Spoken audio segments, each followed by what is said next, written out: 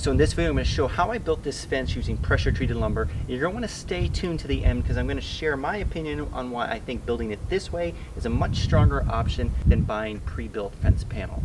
So the first thing I did was I set up a string line from one end of where the new fence would terminate all the way down to the other end, and this was to ensure a straight fence line.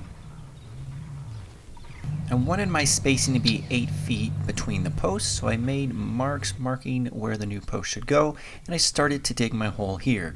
Now it's important to note to make sure you know where your utility lines are and all those things before you start digging. I went down about 3 feet or so and made a nice big hole. Then I could set my post, and then once that was in there, I needed to plumb the post. I needed to be level in both directions. Once it was there, made sure it was in place, and I temporarily braced it off with these braces.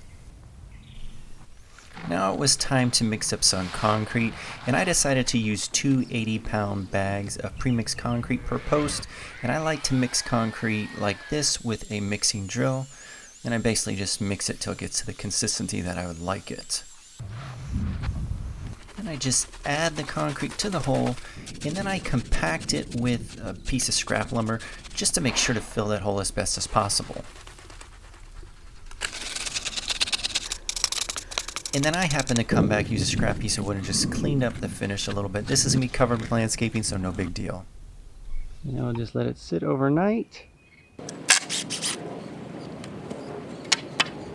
There we go, nice solid fence post. Now for my fence framing, I'm using 16-foot 2x4s. And I start with the top framing board and I attach it to the fence post using a framing nailer and 3-inch galvanized nails. Now the 16-foot board works well because it spans 3 posts.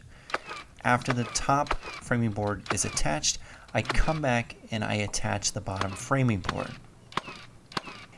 Now when I come back to install the middle framing board, you'll notice that the seams don't overlap. The middle board does not line up with the seams of the top and bottom framing boards. And this is what makes this fence incredibly strong, much stronger than you building a fence with pre-built fence panels. Essentially doing it this way ties the fence into one big fence piece. Now for picket spacing, I made a simple jig out of a 2x4.